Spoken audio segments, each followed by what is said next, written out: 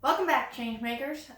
This week we are going to be talking about theming. We're going to be talking with a slightly different system this week, mostly because ChangeMakers has some issues with theming. It's kind of a big world, it's a bit timeless, it's a little difficult to come up with clear ideas of what a character will look like in ChangeMakers, or what when they live, where they're living, what kind of ideas they have, and what all of that in the moment right at the start of character creation. And because of that issue, we wanted to kind of do a bit of a writing experiment into other systems. So we took a Powered by the Apocalypse game and turned it into a cooking game. Now, it's not like 100% done yet, but it's like 75% of the way there. So we're pretty comfortable chatting with you about this at this point, and kind of what we learned from this experiment and what theming really means in terms of mechanics and story, and how you can make a game fit that. For this game, we took Apocalypse World, which is the original Powered by the Apocalypse game, and tweaked a few things here and there until it became a cooking game. There were 3 things that we needed to keep the same in order for anybody who has ever played a Powered by the Apocalypse game to be able to pick up this new book and just kind of skim through it and recognize that most of the mechanics are still in place. We just added or subtracted a couple of details to make it fit our theme, which makes sense for a hack of a game, which is what we made. So the 3 things were, we needed to make sure that we had the playbooks pretty much needed to stay consistent with Apocalypse World's playbooks. For those of you who have never played a Powered by the Apocalypse game, playbooks are the character sheets. They are really elaborate, like 2 to 4 pages, and they go over every little detail of special mechanics that your character might have, what their look should be, just kind of giving little suggestions here and there, so your player can have an archetype that they can make their specific character out of from. So that's one. The other ones are, we needed to make sure that we kept our dice mechanic exactly the same as Apocalypse World. So the moment you mess with dice mechanics, you end up creating a completely different game. And finally, we needed to keep the movesets, both the player movesets and the MC movesets. The MC is the guide, the campaign manager, the dungeon master, all of that. That's Apocalypse World's CM for ChangeMakers terms. And we needed to keep those movesets pretty much still on the mark. We needed to make sure that we had one for each side and all of that. So let's get in.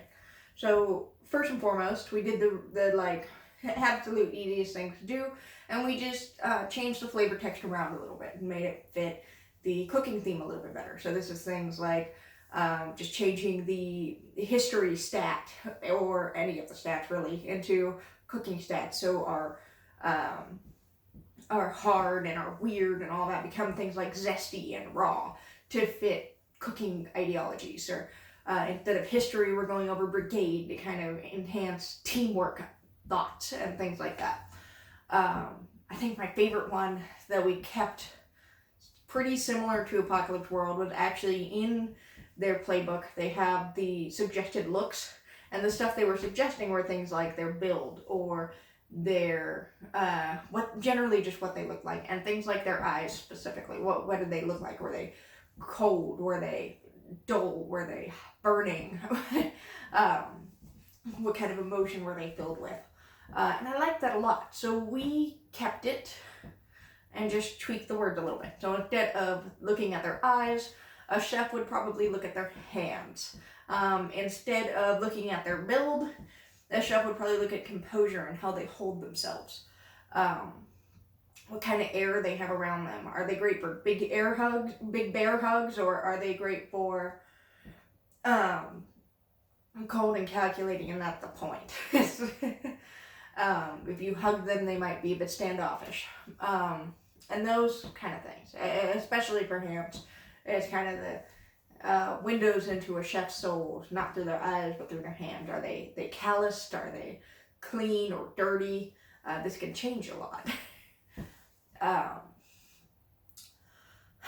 But just changing the words doesn't really change the game at all. So things like their movesets are still the same. Things like I don't know what kind of actions they can make, what kind of things they can do, don't really feel any different.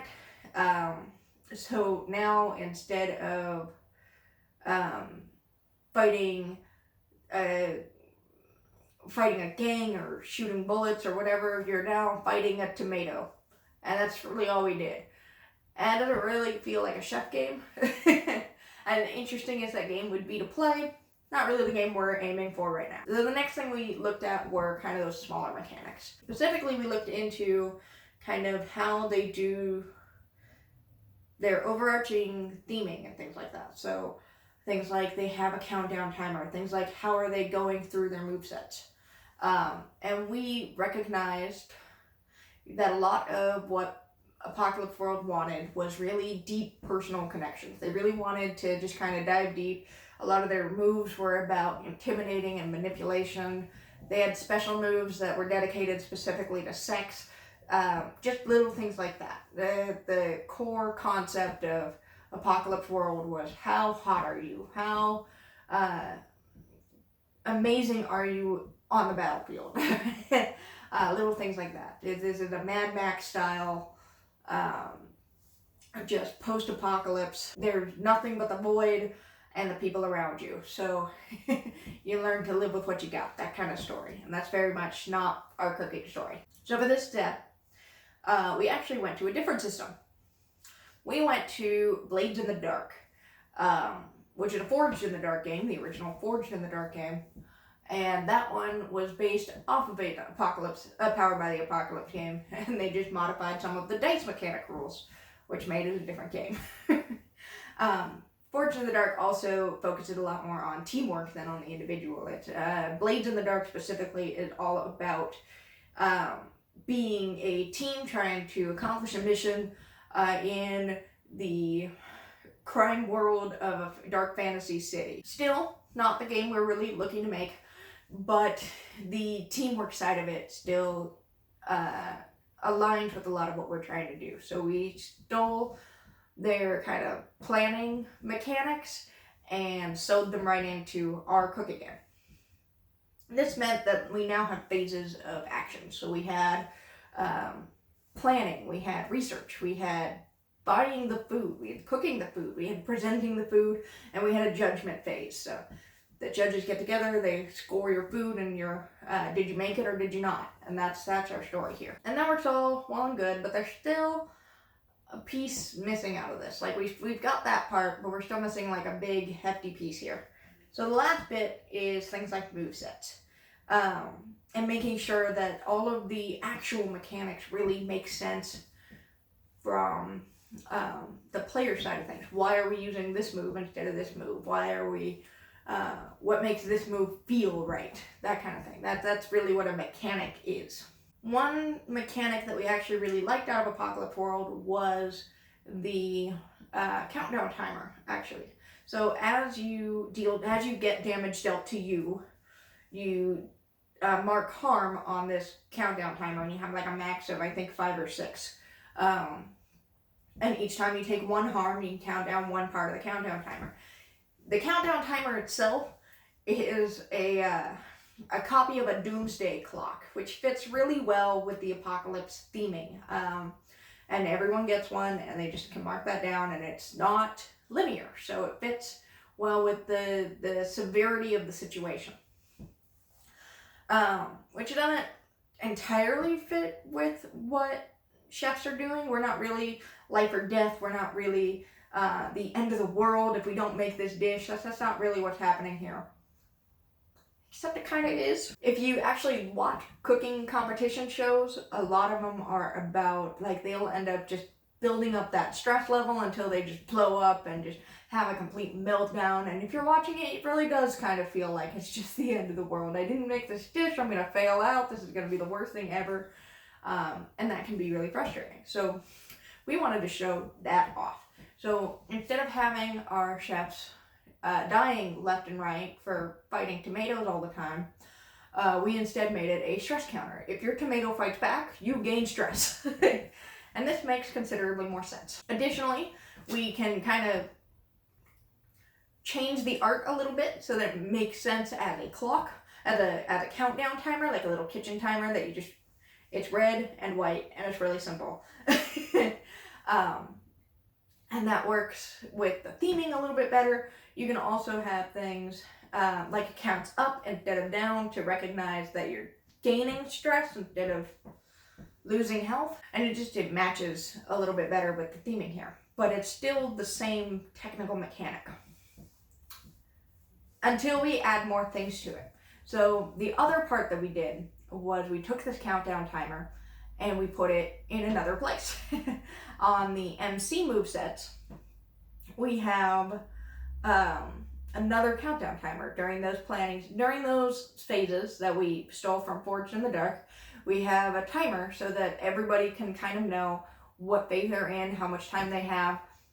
It's still not uniform all the way through, so you can tell, you have more time to plan, you have more time to cook, you don't really have a whole lot of time to present your stuff, and the judging happens pretty quickly. So you can kind of get a feel for what to expect during a session. This also fits better with chefs, just in that when you're cooking in a kitchen, you kind of have timers happening everywhere. You have a timer for your sauce, you have a timer for the oven, you have a timer for the microwave, and and you have a general timer for how long you have until the competition is over and you need to turn in your dish. And this kind of just puts them everywhere. Everybody is aware. They can talk in terms of how long the timer is going and what kind of phase they're in, which works a little bit better on a communication side. So, if you were paying attention, I actually just covered all 3 parts of GNS theory. We learned that in order to make a decent game, a decent hack of another game, we need to, 1, keep some of those parts intact so people can recognize it, but also, when we're changing something, we need to make sure we hit all 3 of those points. So if you just make it narrativist, you're just changing the words, you're just adding a little bit more fluff to it, and it doesn't really feel any different. It just looks different. If you're more gamist, then you've changed all the mechanics, but nobody can really see the difference. They can just feel the difference, and they're not really sure why, which is a little disjointed sometimes. Finally, if you're right in between and you're doing the simulationist, if you go on one side too far or the other side too far, you either can see it and you're just disappointed because it doesn't feel right, or you can't find it and you don't know how to interact with it at all.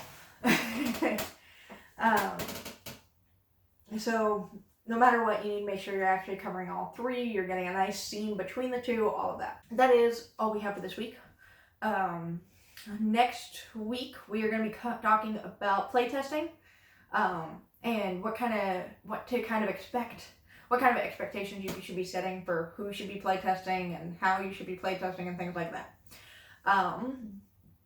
If you'd like, we would love to see your comments on which examples you thought fit into which part of GNS theory, or which mechanics you think we took from Powered by the Apocalypse, if you're familiar with the system, and put into ChangeMakers and just kind of modified a little bit, because there are a couple of those as well. Please like and subscribe to us. We left links, as usual, we left our links to Facebook and Twitter, but we also left links to Powered by the Apocalypse and Forged in the Dark, because we talk about them, and it's nice to have that kind of information ready to go. Yeah, we will see you in 2 weeks when we talk about playtesting. Goodbye.